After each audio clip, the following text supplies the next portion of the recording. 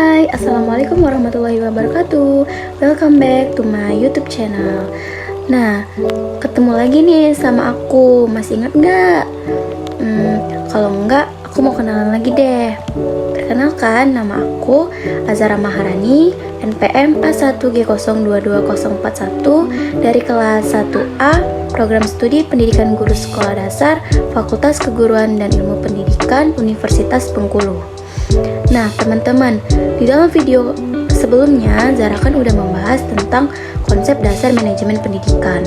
Nah, kali ini Zara akan membahas tentang bab kedua mata kuliah pengelolaan pendidikan, yaitu tentang tugas dan tanggung jawab manajemen pendidikan.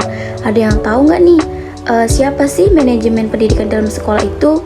Kalau teman-teman belum tahu, yuk simak videonya dan jangan di-skip ya.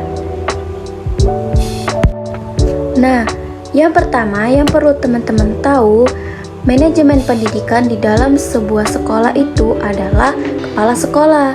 Teman-teman pasti sudah tidak asing lagi kan dengan kata kepala sekolah, karena dari SD sampai SMA, di setiap sekolah itu pasti ada yang namanya kepala sekolah, dan tugasnya adalah memimpin.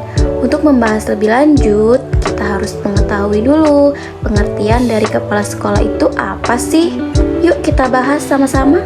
Baik teman-teman, langsung aja ya kita bahas tentang pengertian kepala sekolah. Kepala sekolah adalah orang yang memimpin sebuah lembaga pendidikan atau sekolah dan menggerakkan serta mempengaruhi serta mendorong semua pihak yang terlibat dalam lembaga tersebut untuk mencapai tujuan bersama. Nah, di sini perlu teman-teman ketahui bahwa menjadi kepala sekolah itu memiliki syarat-syarat loh. Nah, apa aja sih syarat-syarat untuk menjadi kepala sekolah? Yuk kita bahas.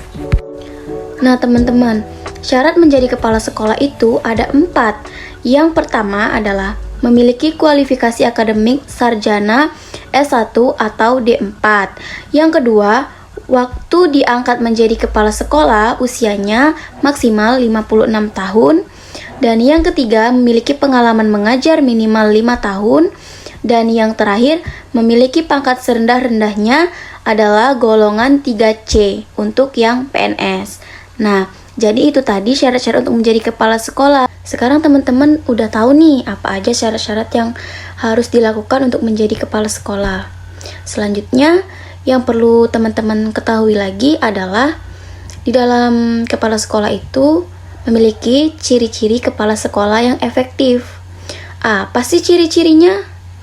Yuk kita bahas. Nah, perlu teman-teman ketahui ciri-ciri kepala sekolah efektif itu memiliki 6 ciri-ciri.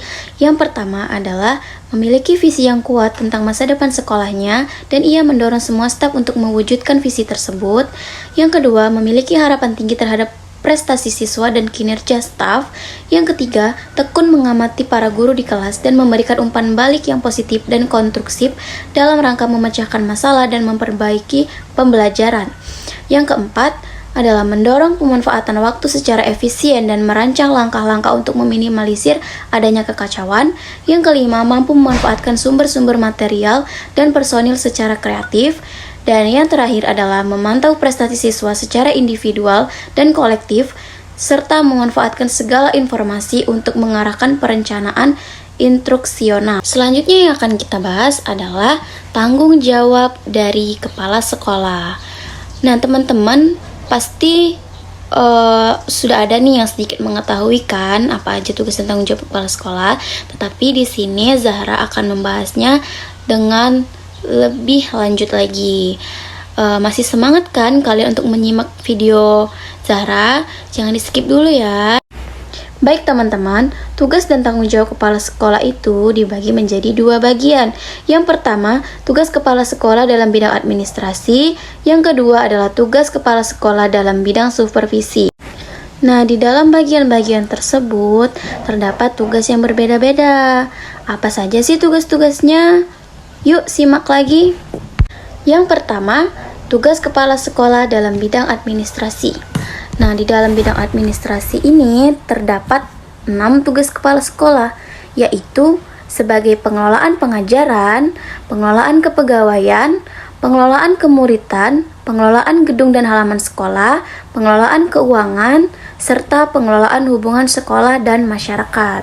Selanjutnya adalah tugas kepala sekolah dalam bidang supervisi. Memiliki 3 tugas. Yang pertama adalah membimbing guru agar mereka dapat memahami secara jelas tujuan pendidikan pengajaran yang hendak dicapai. Yang kedua adalah membimbing guru agar mereka dapat memahami lebih jelas tentang persoalan dan kebutuhan murid. Yang ketiga adalah menyeleksi dan memberikan tugas-tugas yang paling cocok bagi setiap guru sesuai dengan minat, memberi penilaian sejauh mana tujuan sekolah itu dicapai.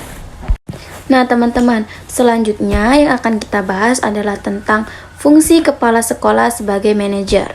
Ada yang tahu belum? Apa aja fungsi kepala sekolah sebagai manajer itu? Di sini fungsinya memiliki 3 fungsi. Yang pertama, sebagai administrator. Nah, sebagai administrator, kepala sekolah berperan untuk meningkatkan mutu sekolah, memperbaiki dan mengembangkan fasilitas sekolah, misalnya gedung, perlengkapan, peralatan, dan lain-lain. Yang kedua, sebagai supervisor, yaitu usaha peningkatan mutu yang dapat pula dilakukan dengan cara peningkatan mutu guru dan seluruh staf sekolah, misalnya melalui rapat, observasi kelas, perpustakaan, dan lain sebagainya. Yang ketiga, sebagai pemimpin. Meningkatkan mutu akan berjalan dengan baik apabila guru dan staf bersifat terbuka, kreatif, dan memiliki semangat kerja yang tinggi. Baik teman-teman, masih semangat kan untuk menyimak videonya? Ini pembahasan yang terakhir, yaitu tentang peran kepala sekolah. Peran kepala sekolah di sini memiliki 3 peran. Yang pertama, dalam kepemimpinan. Kepala sekolah harus dapat membentuk budaya positif di mana staf berbagi pengertian dan memiliki dedikasi untuk peningkatan sekolah dan pengajaran. Yang kedua adalah manajerial. Kepala sekolah harus memimpin dari pusat, demokratis, mendelegasikan tanggung jawab, memberi kuasa dalam pengambilan keputusan, dan mengembangkan usaha elaboratif yang meningkat siswa, guru, dan orang tua. Nah, yang terakhir adalah kurikulum. Di dalam bidang kurikulum pengajaran, hendaknya menjadi prioritas kerja utama kepala sekolah, sehingga dapat meningkatkan mutu pendidikan di sekolah, yaitu menjamin kualitas pengajaran, mengawasi dan mengevaluasi pengajaran, mengalokasi dan melindungi waktu pengajaran, mengoordinasi kurikulum, dan memastikan isi mata pelajaran tersampaikan. Baiklah teman-teman, itulah tadi penjelasan Zara mengenai tugas dan tanggung jawab manajemen pendidikan. Nah, semoga materi yang disampaikan bisa bermanfaat ya bagi kalian semua. Dadah, see you di video selanjutnya. Jangan lupa like, komen, dan subscribe. Thank you.